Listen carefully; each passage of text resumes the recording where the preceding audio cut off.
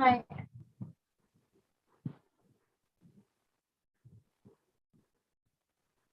Adhan, questions come.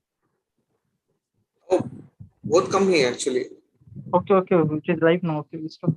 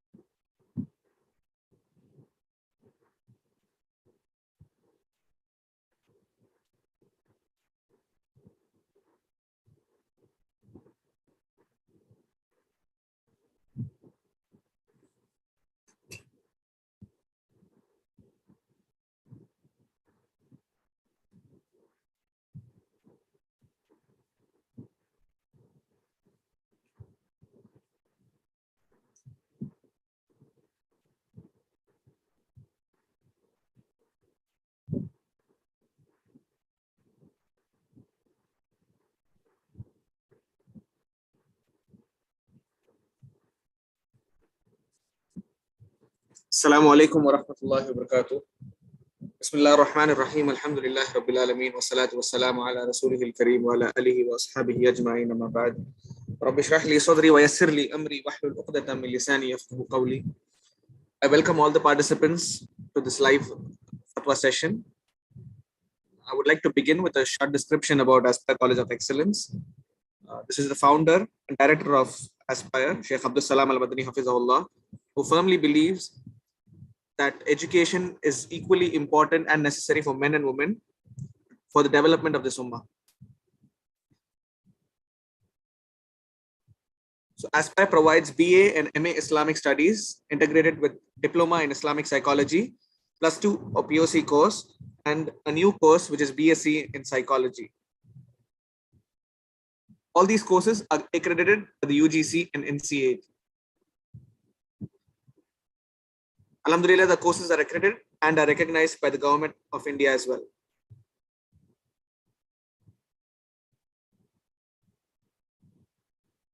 Alhamdulillah, the college has also launched an e-learning course, which includes basic Arabic diploma, intermediate Arabic diploma, and advanced Arabic diploma, which is under the supervision of Dr. Rida Al-Sayed, who is a professor at Al-Azhar University, which is in Egypt. And a unique course, which is Bachelor's in Islamic Studies in Tamil language, has been launched recently. And Alhamdulillah, more than 300 students have enrolled themselves for the course in Tamil. Alhamdulillah. Inshallah, there are many more courses that are coming so that the students of knowledge can get benefited. Alhamdulillah, more than 1,500 students have studied directly at Aspire in various courses, and more than 25,000 students have been studying with us online. So we have two branches, one is in Bangalore and one is in Chennai. So this is one of the campus which is in Bangalore, which also provides a women's hostel.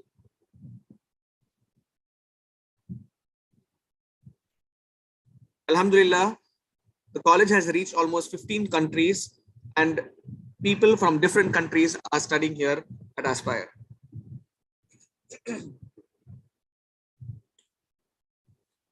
For a few feedback from the students, you can visit the college YouTube channel and have a look at these.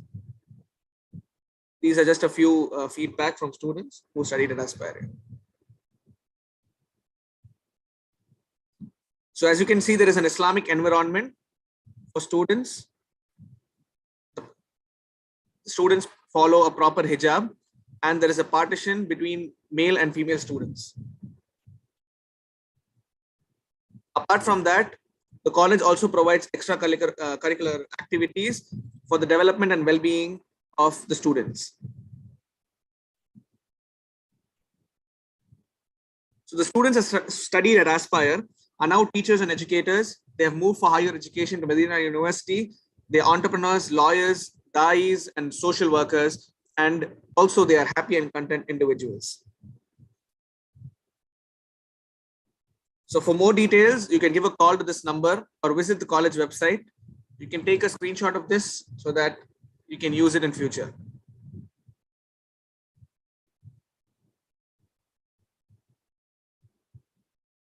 About the speaker of the day, Sheikh Abdus Salam al-Madani. He's an Islamic scholar who graduated from the Islamic University of Medina, which is in Saudi Arabia. He has studied under many eminent and renowned scholars such as Sheikh Albani, Sheikh Ibn Abbas, Sheikh Uthaymeen, and many more. He played a major role in many books published by Darussalam, which is in Saudi Arabia. He was a regular khatib at a mosque in Doha for more than a decade. Sheikh was also part of a Fatwa committee based in Qatar before moving to India and establishing Aspire College of Excellence for Islamic Studies in Chennai and Bangalore. Sheikh is also a founding professor at Islamic Online University, headed by Dr. Bilal Phillips.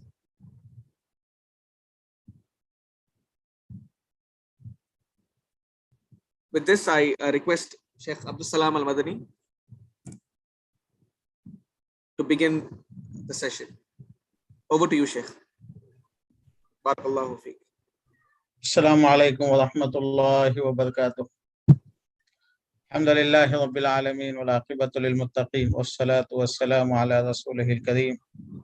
Allahumma inna nas'aluka ilman nafi'a wa rizqan tayyiba wa amalan mutaqabbala. Allahumma inna nas'aluka al-huda wat tuqa wal afafa wal ghina. Allahumma lakal hamdu wa lakal shukr.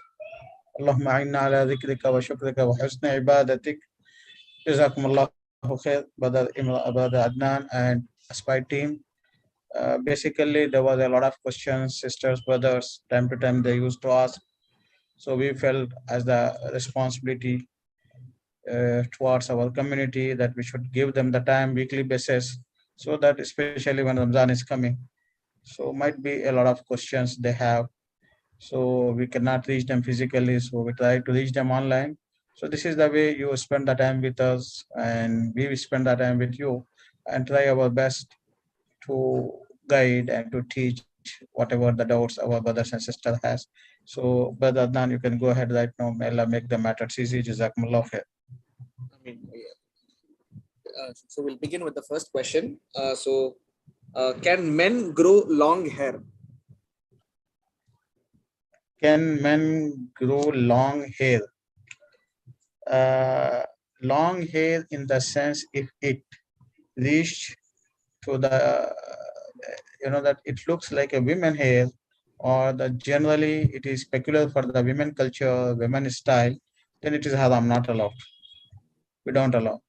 Similarly, if the hair was, that similar to certain ideologies or certain groups or certain people, then also it is not allowed. For example, your hair is like, if the people see, they will say that you are the follower of Sai Baba, you are the follower of Hinduism, you are the follower of Christianity, something, that hair, dress, all are might be similar to the other ideas or faiths or the beliefs. So in this case, we don't allow. Otherwise, that if it is not so long, the Prophet ﷺ used to have his hair till the, it used to touch his shoulders maximum, sometimes till the, half of the neck, and sometimes till the, that ear lobes. So this was the sunnah of the Prophet. You have to keep it with the intention of the sunnah, not to the fashion. So in general, it is, if you want to keep it according to the Prophet ﷺ, how he kept it. That's it. More than that, it can be allowed, but it is waste of the time, because taking care of that first thing. And if it is imitating the non-Muslims or imitating the women or similar to the women culture, then it is haram. Okay. Jazakallah khair. So we have a lengthy question. I'll just save it for the end a little bit. So we'll just go with the other questions for now. So there's a question on property inheritance. We go with it now, Sheikh, or there's a question No, on here there is a principle about the inheritance subject. I teach this subject to my students, and very few people they guide the people in the matters of the inheritance. Anyway, general guidance to all my viewers or all my audience. Inheritance involve many relatives. A father died, for example, a son is asking the question, a daughter is asking the question, a brother is asking the question, dead person, dead body, dead people. So it needs a lot of people. You don't know who gets, who don't get. So you should not decide, I am the sons, we are daughters, and the son we get it. No, they are the people. Other than the sons and the daughters, they will get, mothers get, sisters get, brothers get. But when, how much? So it needs the detail. So that is why in the matter of the inheritance, just you ask anywhere on the phone and any person is answering you, both are wrong. 100% wrong. So what to do? First, you approach to the knowledgeable person of the subject of the inheritance. So he will ask you, please write down who are the living people after the death of the person, sons, brothers, sisters, whoever it is. So then he will give the solution for that. In general, it is difficult to guide the people in the matter of the inheritance. Similarly, in the matter of talaq, in the matter of that disputes among the property, it is not allowed for the scholar, and it is not allowed for the questioner to ask these questions and to answer in these questions. You know that I went to Sheikh bin Baz Rahmatullah once while I was working in the Ministry of Islamic Affairs in Riyadh, in the matter of talaq in my family itself. So they said Sheikh was not there. So in the office, when I wanted to meet him, they said, no, this question we don't answer, because you have to ask the people who are there in your area. Then I met Sheikh Ibn Jibreen, the next to Sheikh bin Baz Rahmatullahi alayh. He also said that we are not allowed to answer you people, because this is issues related to you people. We don't know. We have to hear from the girl side, from the boy side, and we should ask the witnesses. So similarly, any rights which belong to the other people, we cannot answer. So brothers, sisters, be careful about the matter of the inheritance. So you approach to a person and inform them who are living right now. So then the question is presented to the knowledgeable person, then he can guide it properly. Am I clear? Yes, Sheikh. Jazakallah khair. Go ahead, Jazakallah. So the next question is, do we have any dress code of Prophet sallallahu alaihi wasallam? Dress code of the Prophet sallallahu alaihi wasallam, even if we have, it is not sunnah to follow it. You know that the Prophet sallallahu alaihi wasallam came to teach us the matters of the deen. Some things, cultural based, area wise, something, the geographical differences, that can be changed time to time, no problem. Prophet sallallahu alaihi wasallam used to eat some dates. And Aisha said that 2 months we were on dates and the water. So you say that I will also follow this sunnah. 2 months you ask your wife, don't cook anything, we will eat the water and the drink. What happened? Might be before 2 months itself, you have to go to the hospital, and your wife also ICU, isn't it? So this is not sunnah, brothers. The food, clothing, style, riding, these people are confusing. They think that it is sunnah. No. Something you can do that because the Prophet ﷺ liked it. You also do that. That's okay. You get the reward for, because you love what the Prophet loved. That is where you get the reward. For example, you eat sometimes date because the Prophet ate it. So it is not that eating the date is the sunnah. It is that love of the Prophet is the sunnah. So based on that, right now, let us go to the dress. So Prophet ﷺ, yes, sometimes he used to have two sheets, like we say in Urdu, chadar, in English sheet. So two clothes, upside down side. You know the ihram, the people go to the ihram, the Prophet put on sometimes. Qamis. Qamis is, you know that what I am wearing is the qamis. It is like a thobe right now, but little bit higher than that, below the knees only. Sometimes he used to put that qamis, but how much it was open. Right now it is, you know, tailor-made qamis with the fixed to the body, then the buttons.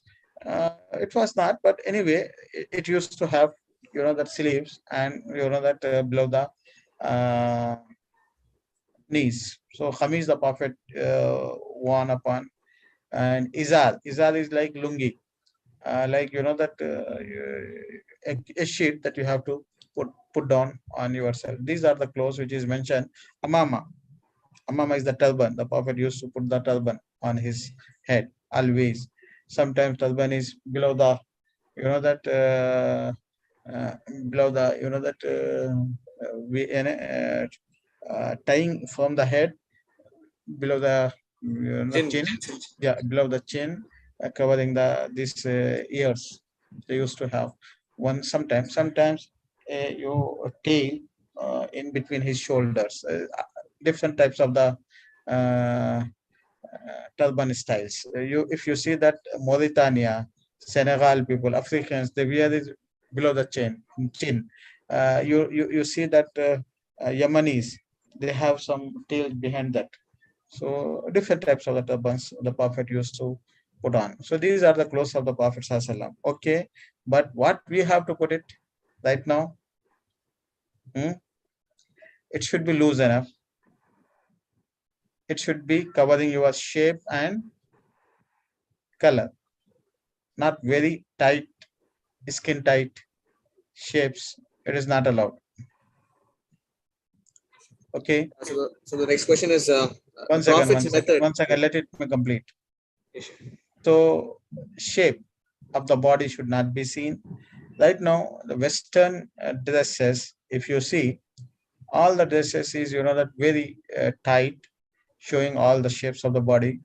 And those people who are performing the prayer and going to the sajda and the ruku, the situation become worse if you have, you know, the Western cloth, which is pant or the shirt or the jeans or whatever it is. So if you see, the Muslims, Arabs, they wear the thobe, that is the long cloth. It covers the body and the shape. And in India, if you see, this is my qamis, isn't it? Nehru shirt, what they say, qamis, Punjabi. So this is basically, it is very loose and it is covering, you know, back of the human being also. When you go to the ruku and the sajda, still it is covering the all back, isn't it? It is not till the waist. It is below the back, below the hips. So when we go to the ruku and the sajda, still it is covering. Why the scholar they consider it as the Islamic one? Because it is more covering.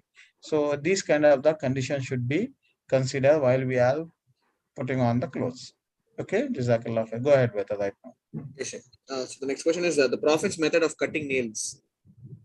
Cutting the nails, Prophet Sallallahu Alaihi Wasallam generally he gave some guidelines, nothing else. Prophet Sallallahu said that ibda'u bimaya minikum. Whatever you start by the right hand, good things.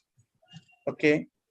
And also in all the matters which is related to the removing the impurities, it should be from the left hand. Okay. So right now we have the nails. We have two principles. One is whenever you're doing the good deeds, you start with the right hand. And you know that impurities, you should start or you use your left hand. So right now, removing the nails. Basically, nails is considered as the extra of the body. So it is the removal of the something which is disliked. So it should be start from the left hand.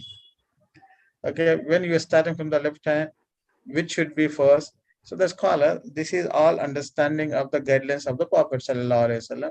You start from the, you know, last finger, then the beside it, then the center finger, middle finger. This is the way you go.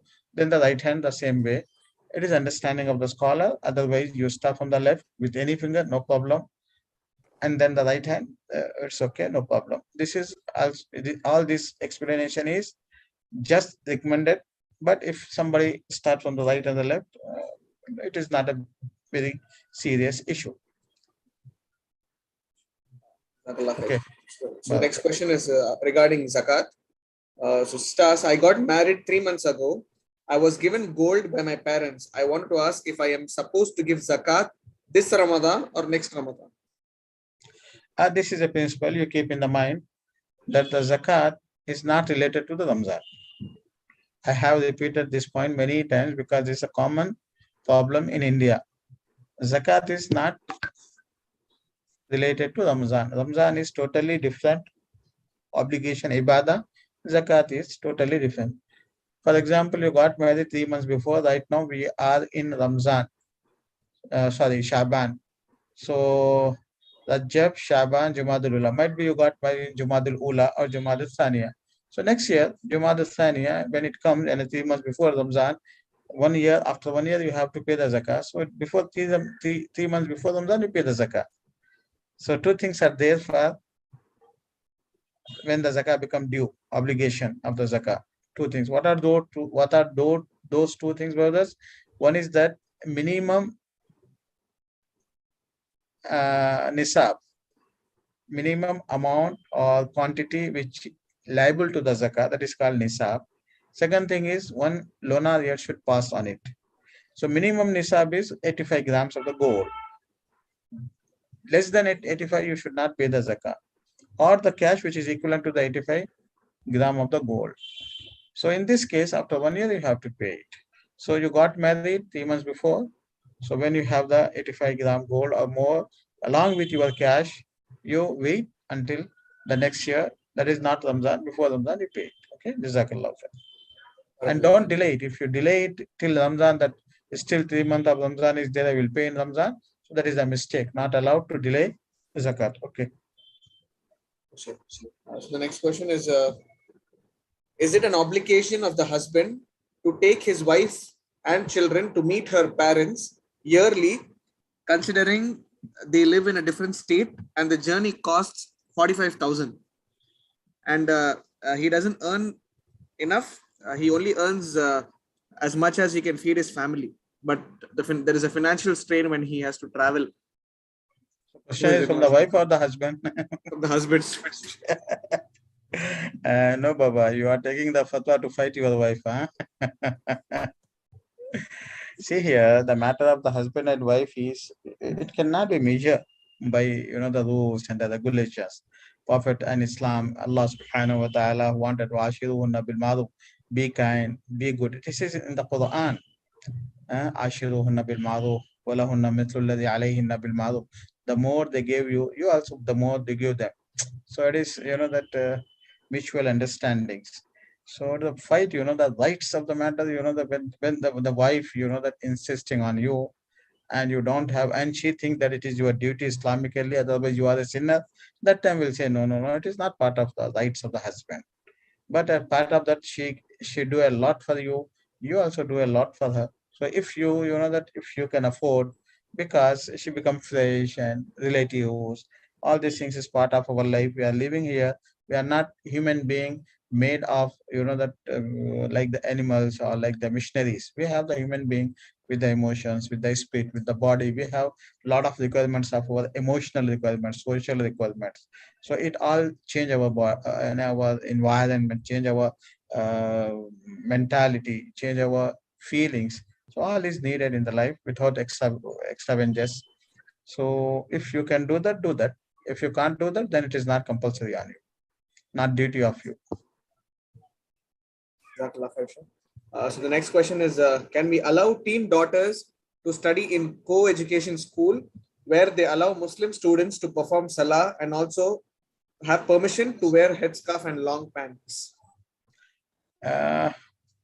See, co-education means what? You know that co-education means they are mixing the boys, and each and everyone who has crossed the teenage life, right now might be it is 30s, 40s. We can understand. We can that to think about the the difficulties that we have to resist ourselves, especially for the boys. Might be our daughters, they are respecting themselves, they are controlling themselves. What about the opposite sex? Eh? So we don't allow it, except if there is, that education which is needed for the community, needed for the girl itself, and we don't have any option. That time we can think about it. I'm not telling that it is allowed. We can think about it, but overall, avoid it. That is Islamic rulings, and that is safe also. Alhamdulillah. Okay. The next question is there any hadith which tells that we get back pain or body pain by drinking water in the middle of the night? No, there is no hadith in this topic. Okay. Also, I will tell you the hadith which is related to the medical guidelines are very less, might be not more than 20 in all the thousands of the ahadith, medical related. Also, the second point is the ahadith. Ahadith means plural of hadith.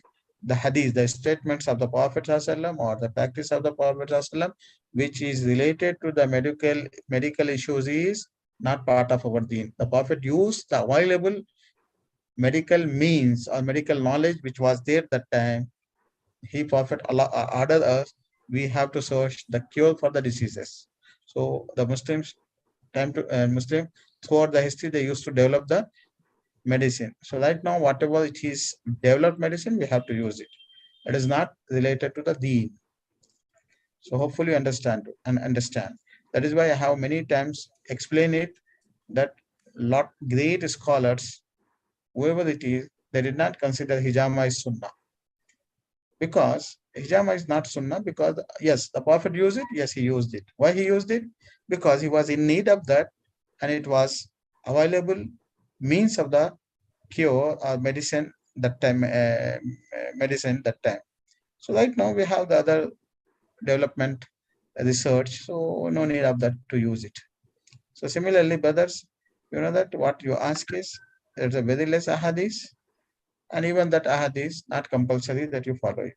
Okay, you know that generally Muslim might be confused. The Prophet ﷺ ordered some Sahaba that time to drink the urine of camels, and the Prophet said it is shifa. Yes, let the matter of 1,400 years back. I have seen. I am 54 years old or 53 years old. In my childhood, a man with the with the ass, donkey, he used to roam in the that areas, and he used to give 1 rupee, 2 rupees, the milk of the donkey, that is the ass, and the people used to drink it for a lot of seasonal cold and seasonal diseases. So do you think that it is right now it is sunnah or similar? So that time the Prophet used it, the matter is over. Okay, Jazakallah khair. Go ahead, brother. So there's a question regarding abortion. So I'm just picking up the pieces what the brother has left. So he says they've taken a scan of the baby, and it seems that the child has developed an improper spinal cord. I think it's not been formed properly. The baby will be bedridden, and another thing is that it's detected that the baby will have a mental disability like Down syndrome, etc. So is it allowed to abort the child? See here, sisters, brothers, see here, we are not allowed. For example, the same situation, if it happen after, that birth, what do? The same situation happened to your father, to your mother, to your existing son, existing daughter. What do? Kill them? So if it is not allowed to kill them, so why it is allowed to abort them? Not allowed. Haram totally. Except, that the situation that time you don't know. That before the 1 month, 40 days before, or before the 3 months before, soul is heart beating started, or soul is breathing in the body. That time, some scholars, they say, it can be a mistake, major mistake, but it is not killing a human being. Please keep the point. I'm telling before heart beating started, before soul is breathing, that is 3 months. That time they say it is not allowed, but it is not killing. It is not murder. But after the soul is blown, and the body breathing in the body, and soul is created, and heart beating is started. A human being, form of the human being taken, it is abortion. It is haram, not allowed at all. For that abnormalities that the child has, it is a test from Allah Subhanahu wa Taala. It is a test. Right now you are good, but you got the accident. May Allah protect us. Your legs are broken. Right now, whole life you have to be without legs, isn't it? So it is a test from Allah Subhanahu wa Taala. So similarly, you are getting a child abnormal. Yes, let it be. Might be a reason for the Jannah for you. And don't know, might be with all these abilities, Allah Subhanahu wa Taala will open the doors of the blessings for you. We don't know. There is a hadith, the Prophet ﷺ said, "Innama tunsaruna wa turzaquna bi du'afaikum." That the tunsaruna, victory, support, help of Allah Subhanahu wa Taala, wa turzaqun, your provision, your blessings is coming to you or given to you because of the weak people among you. Subhanallah. Who knows? Alhamdulillah. So you have one child abnormal, no problem. Allah will give you many normal children, those who can change the world. Who knows? Because it is the trust in Allah Subhanahu wa Taala and facing our taqdeer, qadar, decision of Allah Subhanahu wa Taala with the iman and with the riza. Riza is satisfaction with it, pleasing with what Allah Subhanahu wa Taala decided for us. Okay, may Allah make the matters easy. Barakallahu feek, Sheikh. The next question is, in the current situation of the Ummah, what is more important, sticking to the correct manhaj or for all Muslims to unite under one umbrella of Islam? Unite under one umbrella of Islam is impossible. Impossible. Not possible, because we have the groups, we have the ideologies, we have the movements. Each and everyone have their own ideas. Each and everyone has their own understanding. So how do you think that they will unite? Not possible. They can compromise, yes, that is also for certain time. But unity of the Ummah is not going to happen. Why? Because each and everyone is using the Quran, the Hadith as the source or justification for his identity or for his existence. So as long as we are using the Quran and the Sunnah, it means that we are religiously believe. We believe religiously that we are correct and other are wrong. As long as we have this faith, this belief that we are right and the other are wrong, how do you unite them? It is impossible. Those people who are talking about the unity of the Ummah is they are making the mistakes. That is why you will see Ummah never united. When the unity comes, first of all, you decide this is a religious matter. We are going to unite for the political issues or for the religious issues. Political issues, it is possible. All the political parties might be united, but you want to unite the Ummah with the name of Islam, with the name of Muslim, on the religious background. When it is a religious background, that time you people get out of the leadership. Give the leadership to the knowledgeable people of the Quran and the Sunnah, authentic people, and the unity will come. But the problem is that the Ummah don't give the leadership to the scholars.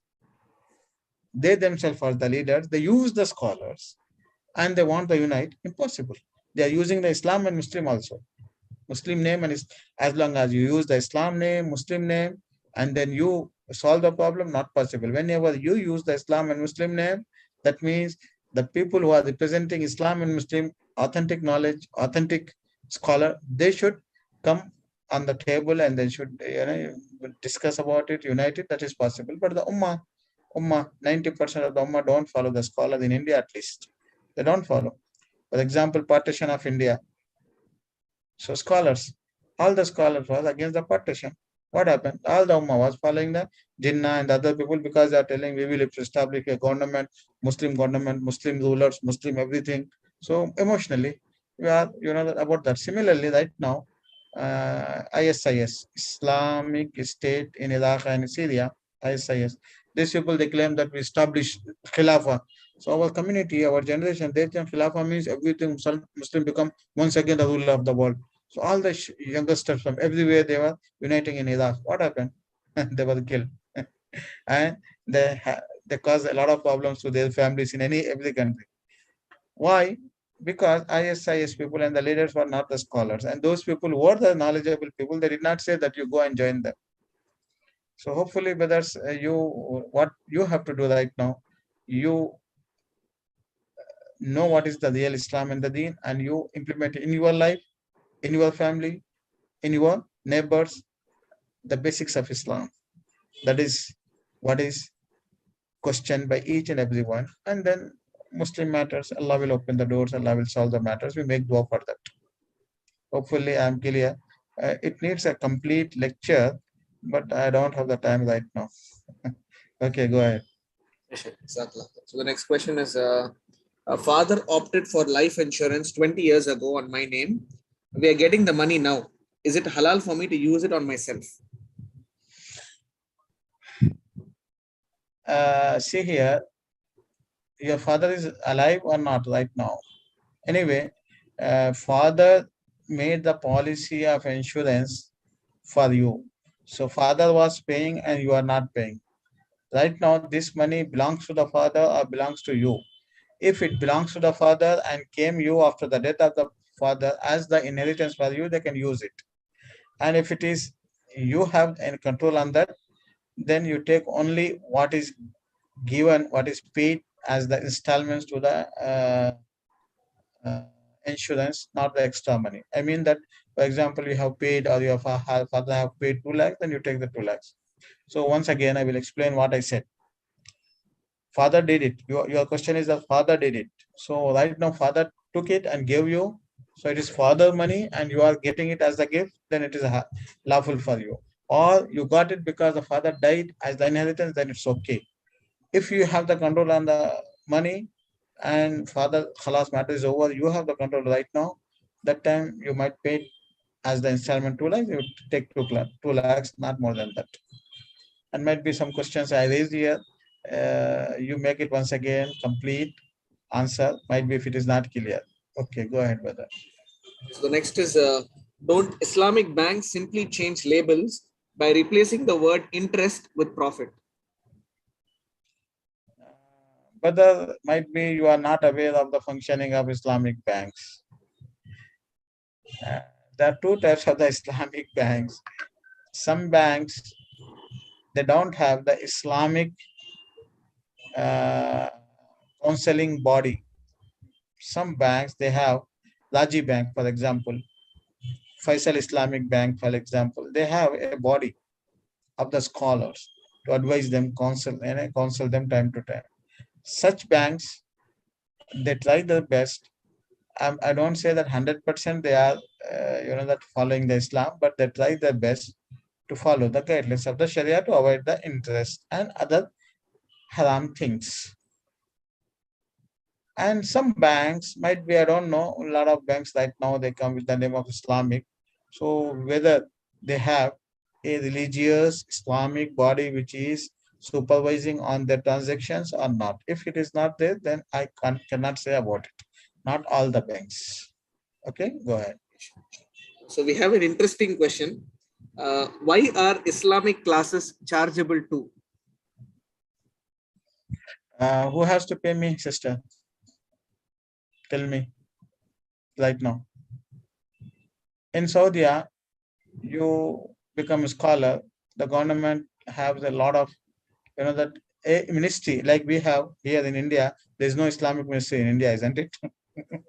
It is, home ministry is there, health ministry is there, education ministry is there, sports ministry is there, women development ministry is there. What is the Islamic ministry here? Right now, I spent whole life learning the Quran, the Hadith, whole life. I did not have any profession except Quran. So right now I'm teaching you full day, full month, and that is my profession. Who has to pay me? Tell me. So that is why the Islamic schools, Islamic madrasas, Maulanas, Imams, Muezzin, Muftis, all these people, they need the money because the society is not sponsoring, society is not spending on them, society is not taking care of them. We don't have any system for them. So that is why they try to charge for their activities? This is simple question. Many times, I'm right now talking in Chennai, so people they become angry on me. They come, Sheikh, start Islamic school, that and this, and you people are charging and something. It was a meeting, so I don't know. I was very emotional. I started crying. After 5, 10 minutes, they asked me why you are crying. I said, see here, I have the knowledge. I'm ready to teach you under the tree, under the masjid, everywhere, and you people are not coming. Right now, 7 o'clock we started. Do you know that I was watching first time? I don't know what Allah subhanahu wa ta'ala wanted. Otherwise, I don't know because my son was sitting. I have seen that the only 14 people were there, 7 o'clock. Might be right no more. Allahu alam. So, you know that 8 o'clock, 12 o'clock, they call me for the answer. If I turn off, I don't answer, they say sheikhs or maulanas are very arrogant, maulanas, so such and such. They always tell me and they send me the message. Sometimes you know that they want to start a business. The contract is 20 pages, 40 pages, and they bring to me, chef, give you you know that your opinion, 40 pages. And I will give you. Then thanks, Jazakallah, Assalamu alaikum. They left. What about if they go to the liar? I went for one page of the contract to made with my student liar. He charged me 3,000. He said me less for you 3,000. Otherwise it is 5,000. This is I'm telling you 4 months before. One page he wrote. That is everything is ready in 2 minutes. Just he changed the names, Aadhaar cards, and stamp. He said 3,000. Anyway, sisters, brothers, everyone should carry the responsibility. Yes, if Maulanas, the government is sponsoring them, or an institution is sponsoring them, or some areas is sponsoring them. So if they have the time and sponsor for that job, they have to do that job. So imams, they are getting paid to lead the prayer in the masjid. They are doing that job. More than that, you don't say that why imam is not giving the lectures. As why Allah subhanahu wa ta'ala did not create you. Only you become engineer and you earn the money. And you are created to earn the money, and Maulana is created to spread the deen. So what is the difference between me and you? Maybe I know the knowledge, I will teach you, but my technical support, my everything, who has to do that? So please don't blame the scholar sisters, brothers. It is, it is injustice. It's being done in injustice with the Maulana as a scholar. Very less paid people in the world. Very simple, down to earth people in the world. Nobody paid them. Just whatever 5,000, 10,000, they get it. The questions comes everywhere. Why you are getting the money? I don't know.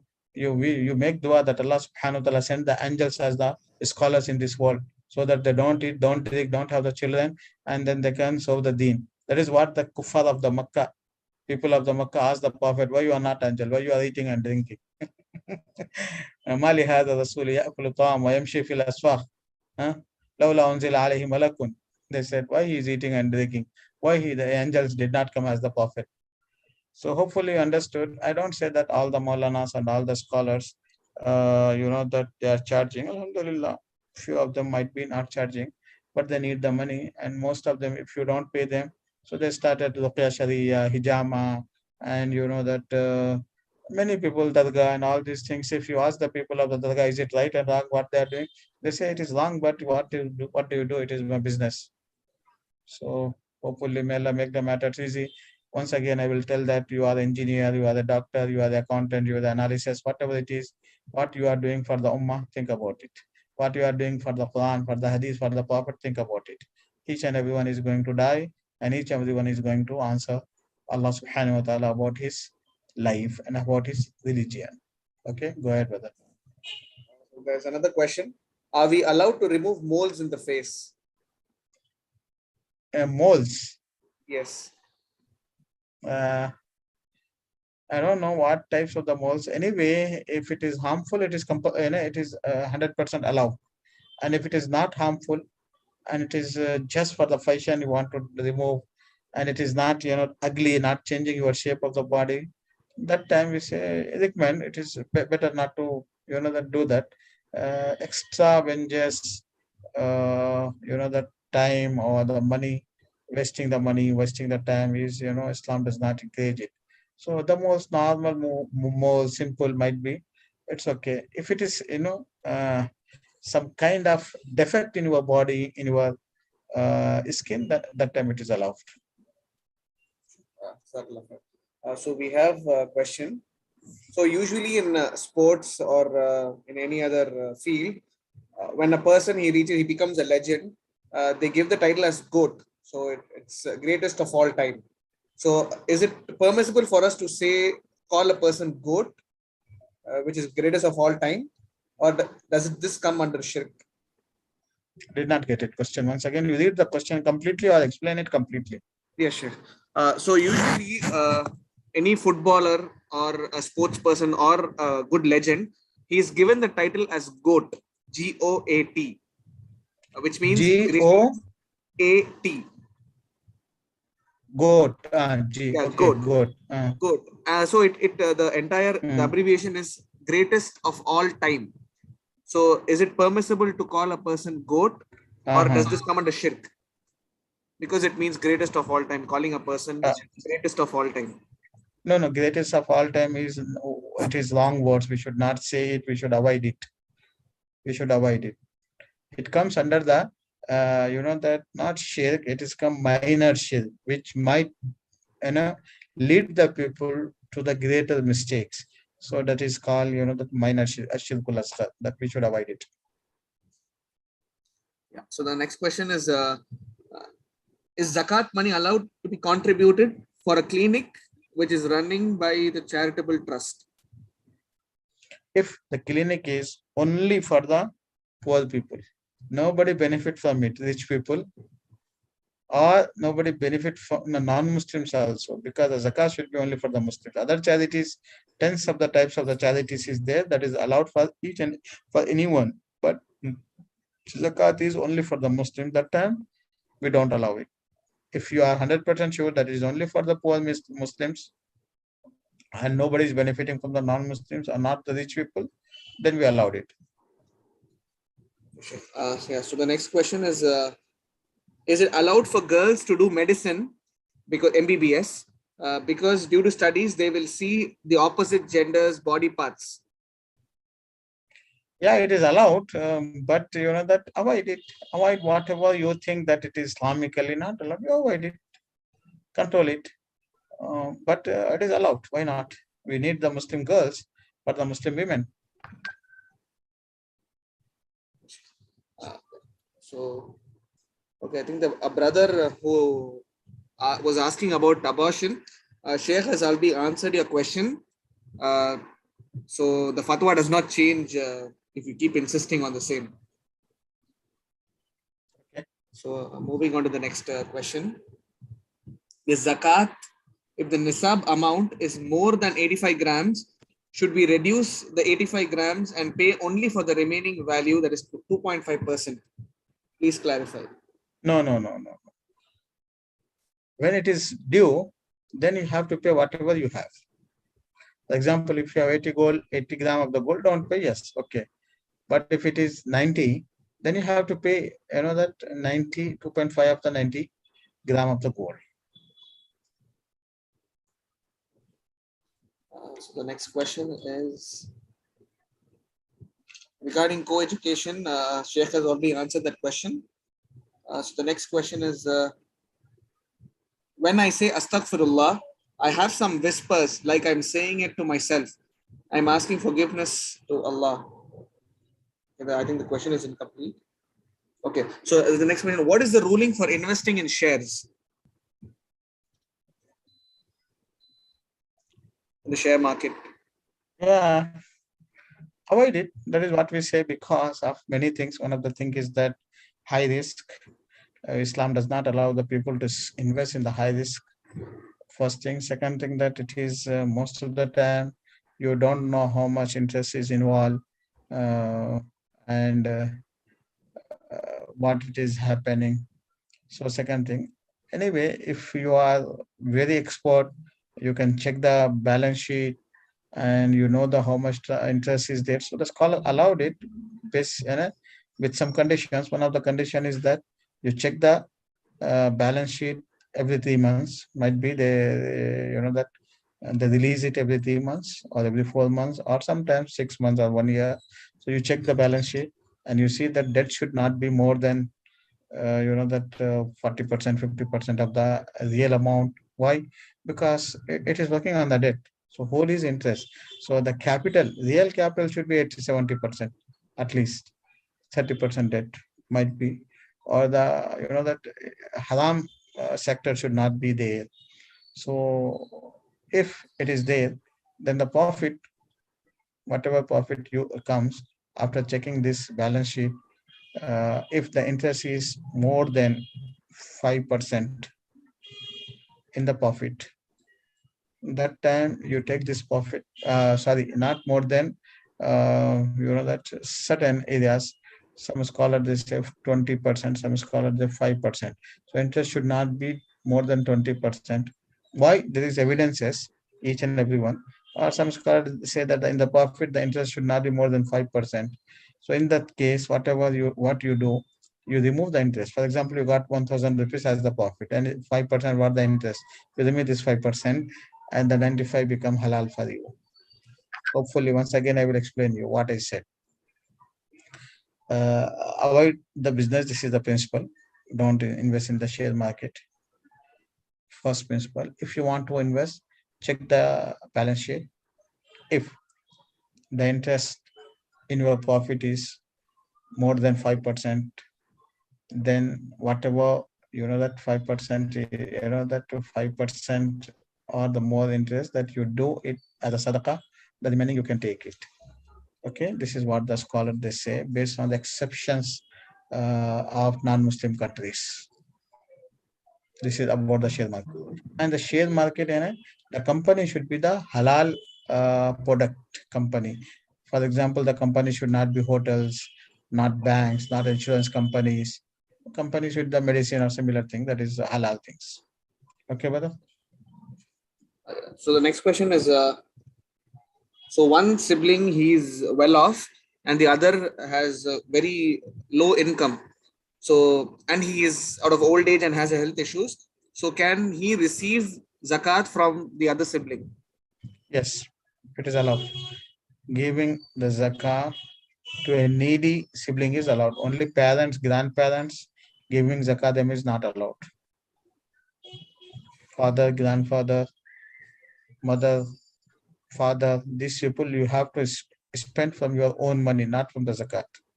Other than them, siblings, uncles, aunts, if they are poor and need of the money, you can give them the zakah.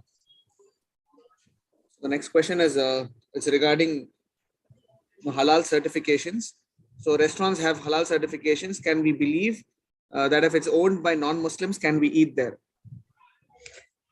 Who is giving the certification? Please contact them, ask them. Make sure that they are the people very knowledgeable and they have the authority on the company, because even they take, for example, if they issue the certificate of halal, when they visited it is halal. Okay, if they made the mistakes and whether this company has any power on them to charge them, to fine them, to punish them, no. So that means they don't have the power. So without the power, issuing the certificate is cheating. So we cannot trust unless they should be from the government or from the authorities. They allow them that you can go ahead. Otherwise, we will punish them and they can, take the severe disciplinary action against them. That's okay. But right now in India, it is not possible. I know some, companies, they are doing the certification of halal, but they don't have any power. Even they don't have the authentic scholar among them. Okay. The next question is life insurance halal or haram? No, not allowed. Haram. So a brother has asked a personal question to you, Sheikh. So we ask, Sheikh, are you a mujtahid? I was told that only a mujtahid can give hukum. Are you an independent mujtahid and perform ijtihad, or are you just conveying the opinion of another mujtahid? No, I am conveying the opinion of the scholars. I am not mujtahid. So the next is, what is ijma and qiyas? Is it important to follow? Yes. What is ijma and the qiyas? No need of you. Because here is we have to guide you. We are not here to explain the principles.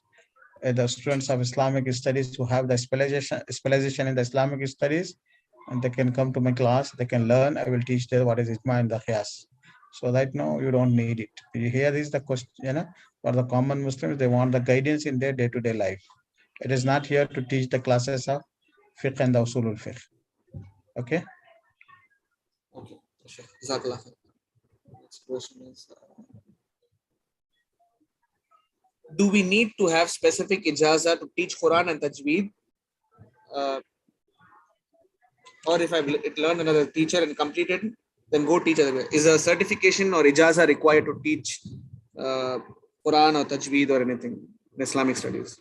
Ijaza is basically like a degree, and you are qualified to do something. That is the ijaza. Right now, ijaza system is gone in India. Something is there in other countries.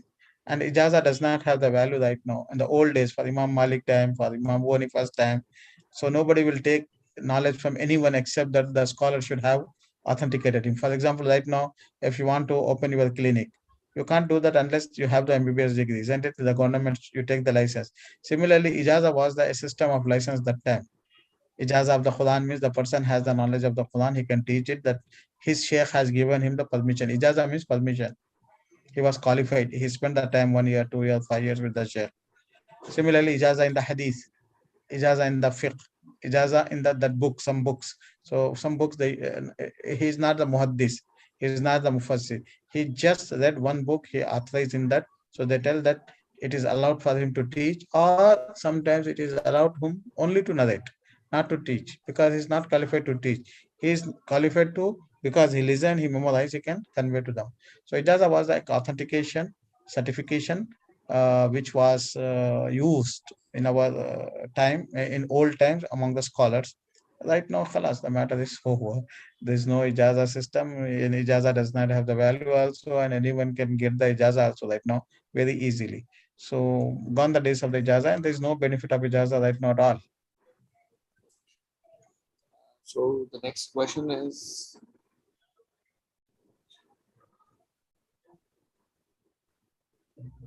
there are similar repeated questions which are already answered before. So one of the other questions is zakah eligible on daily used jewelry? No. If you are using his daily basis, then not compulsory to pay the zakah. The next question is, can a Muslim keep his photo as the display picture on social media, such as WhatsApp, Facebook, etc.? No, we don't allow it. Not allowed. So an eager brother is asking, which age is suitable for marriage? Not age, it is your power, your health, Baba. Ya ma'ashara shabab man istata'a minkum al-ba'ata falyatazawwaj. The Prophet said, anyone who has the ability, physical and financial, let them get married. Might be 12 years, might be 15 years, might be 20 years. So as long as you are able and you need, to get married, you go ahead, hasten to it. It is the same for the boys and the girls. So the government, they are making their policy 18 years, 21 years. Many boys who are 16 years, 17 years, stronger than, healthier than 25 years boys. So it is the that individual necessity of a person. It different, vary from person to person. Might be one person 17 years, might be the other person 21, 27 years old. Might be one girl 15 years, might be one girl 25 years. That's up to the necessity of the people. So the next question is, attending Quran, the word-to-word Quran classes, but there is a fear that if he leaves that class, Allah leaves or something. He means, will he lose taqwa or something like that after he leaves attending those classes? See here, attending an education is okay always, whether it is a more or less. But what word by word Quran is doing is not tafsir. That you learn to understand, and that level okay. But just the word by word Quran, and then you think that you're understanding the Quran. It is not that. Quran is very huge subject, very huge topic, very deep meanings. So you understand just what Allah says, Qul huwa Allahu ahad, and understand on the face value. In that level, it's okay. But those people who are teaching, or those people who are learning, those people who have finished the word by word Quran, the meaning, they're thinking that they are that knowledgeable people. That is wrong. Just you attend the classes and you learn something, okay. The next question is, can a Salafi marry a Hanafi? Okay, so we have A Muslim, always a Muslim can marry another Muslim. It is allowed. ولا تنكحوا المشركات حتى يؤمنن ولا أمة مؤمنة خير من مشركة. Polytheists, those who are the idol worshipper, you cannot marry them, whether it is a male or the female. That is what Allah says in the Quran. So a Muslim can marry a Muslim. So Salafis and Hanafis both are Sunni Muslims, the Ahlul Sunnah wal Jama'ah. They follow the same principle of Islam. So it is allowed. The problem is that sometimes some people, they claim they are Muslims, but they don't follow the principle of Islam. For example, Shia, they say Quran is changed. So as long as they don't believe in the Quran, so we cannot marry them. But the Hanafi, Shafi, Maliki, Hanbali, Aladi, Sunni, Salafi, all these are the people. If you ask them what do you follow, they say we follow Quran and the Sunnah. Yes, there are differences, not in the basic, differences in the priorities, in the preferences. For example, wuzu is same for them. Hanafi, Shafi, Maliki, Hanbali, they are the same. Two rakah, Allahu Akbar, Alhamdulillah, Rabbil Alameen, Sami'allahu liman hamida, Tayyat. Everything is okay. Some differences might be. Based on that, it is understanding. So a school of the thought is there. So this difference does not make them out of Ahlul Sunnah or Sunni Muslim. They are the Sunni Muslims. They can marry each other, no problem. They are brothers. They are brothers. They should love each other. They have to support each other, to respect each other. The differences is based on the deep understanding of the evidences, which is, that the scholars know why. Sure. So the next question is, we're having questions of inheritance. So I request the participants to contact Sheikh personally. You can write an email or contact Sheikh and have it cleared in a better way rather than asking in the Fatwa session. That'll be much better. I am writing here. You can write it, brother, in YouTube, islamweb.net. www.islamweb.net, where I used to work. These people, they've developed a app. What is the app? If they want to ask any question of the inheritance, you said that I want enter. You say that my father died. So automatically they have a step by step, many questions. You fill that form to go to that develop app. I was there, islamweb.net. Inheritance questions. They have a column on the website. You enter there, and you know that if you open that form or open that site, they will ask you who died. You say that wife. Then they ask, does she has the brother, sons? You say yes. Then they question, does she has the daughters? Yes. Then they ask you, does they have the father and the mother? Go step by step. If you fill the form, you get the answer. So that is a good site. Okay. The next question is, so there's a question. Yes, Aspire conducts Arabic classes for all ages online. Yes. So due to sudden, so the next question is, due to sudden change in gold rate, can we invest in a monthly scheme gold program? Because after a year, they put less making charge and average the gold rate. Once again, question.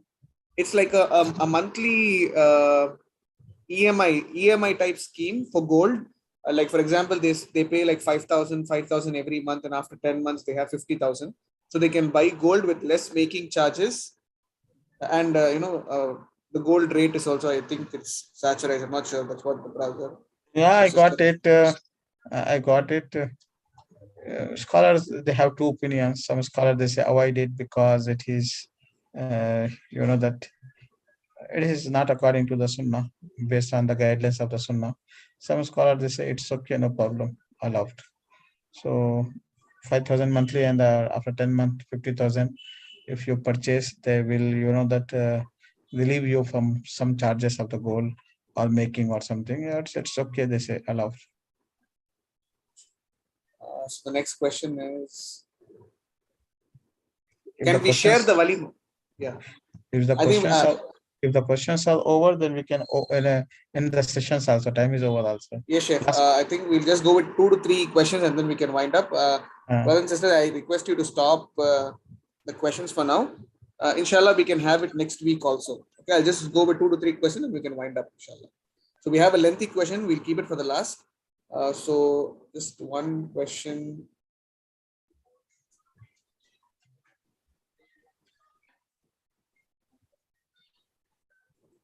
Can we share the walima expense with the groom and the bride? Can both families share for a walima expense? Yes, they can share it. For example, I am the groom. My wife is bride, isn't it? I wanted to call 100 people only. My wife says no. My wife's family says that no, we have 100 people also. It is not compulsory on me to invite my wife's family, isn't it? So they are calling their 100 people. So they have to bear it. This is the way. But no force from any side. The girl side should not force the boy, and boy should not force the girls to pay. For example, you said to the girls people that 200 people you bring, I will bring 200 people, 400 people. So whatever it is, 50-50, that's okay, no problem. Allowed. So the next question is,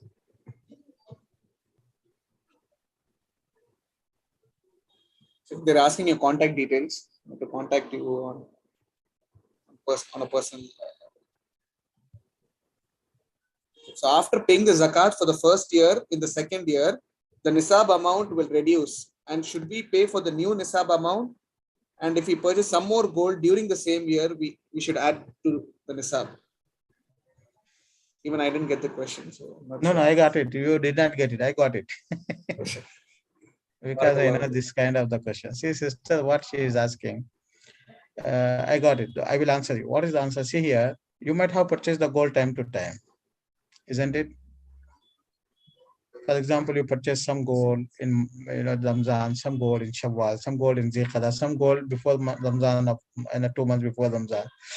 This is what you are asking. See here.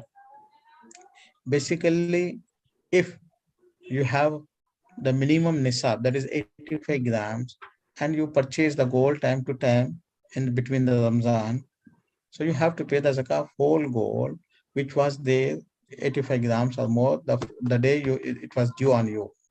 And the new gold that you added, you keep the the time of those gold, list of those gold, and you pay that when the due and time of that gold comes. For example, you are having 100 grams right now, you paid the zakat today. Then after 2 months, you purchase 50 grams. So you pay the zakat next year in this day for this 100 grams, and then after 2 months, that 50 grams. Whatever you are purchasing, keep it. And then you pay the zakat. It's a calculation with Allah subhanahu wa ta'ala. Or whatever you do, that each Ramzan, each month, you pay whatever is zakat. Then the next year also you check it. The more of this, whatever you have, you pay. Along with gold, silver, cash, all together, you have to continue to pay the zakat. So that is the safe side. But it is sometimes it is difficult because might be you purchase 10, that 100 grams, 200 grams before Ramzan itself. To pay the zakat after one difficult. So that is where you keep the record of those things to pay the zakat. Okay, brother? Just 2 more questions, Sheikh, and we'll wind up, inshallah. So one sister, I think I cannot look into a question because I cannot spot it. So one of the questions is, does Hajj become compulsory on the girl who owns gold jewelry over nisab? Is she required to sell them and do Hajj?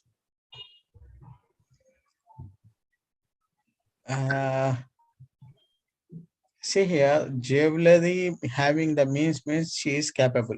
When she is capable, then she has to pay the zakat and go to the Hajj. So those people who have the expenditure of the Hajj, the zakat become due on them, whether it is the boy or the girl. The girl extra thing is that she has to get the mahram. If she can spend on the mahram, that's okay. Otherwise, wait to get the mahram, father, brother, then she go with the mahram to the Hajj. So if she has the extra gold or lot of gold that is sufficient for her expenditure of the Hajj, then zakat has become due. Yes.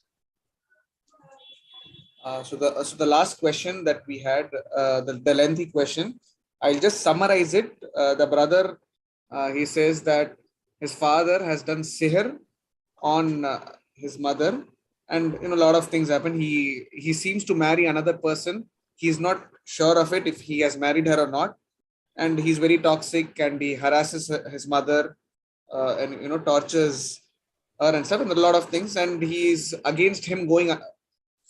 He's against his son following the Quran and Sunnah. So what should I do? It's been a year that I have talked to him. So what should a child do if he has this kind of a father? See, right now it is not the matter of child and the son. It is a matter of, that a problem. Problem is that your father, you told according to you that he has a woman and that he did the sahal for himself, or the woman did the sahal for your father. It is not very clear in your question. So anyway, see here, brother, whatever haram is haram. So you ask your father by yourself or by family members or by the authorities that whatever the injustice he is doing to you or to your mother is not allowed. Try to convince him. If he accepts, okay. If he does not accept, then you can protect yourself and your mother from the injustice. And if you can do something good to your father, do the good. One of the good thing is that you try to protect him from doing the haram thing. Okay? I think I'm very clear about it. I'm telling once again that protect your mother from the injustice. Yes, it is allowed. Protect yourself from the injustice. Yes, it is allowed. Advise your father. Yes, you must do that. If you can do that directly, it is possible. It's okay. Otherwise, try to do advise him from the family members or from the authorities that they have to teach him, advise him that he should avoid doing the haram, all haram things, whether it is living with that woman or doing magic or doing injustice with your family. It is not allowed, and you try to protect yourself and protect your father also from doing all these things. Hopefully my answer is clear. Jazakallah khair, Sheikh, for your time and your Okay. efforts. May Allah reward you for all that you have Amen. done. I request the participants to come in next week for questions. For the questions I have skipped, it's mainly because the questions have already been answered. And inshallah, you can bring in more questions next week. Inshallah. See you next week. Jazakallah khair. Assalamu alaikum. Subhanakallahumma bihamdika ashhadu an la ilaha illa anta astaghfiruka wa atubu ilayk.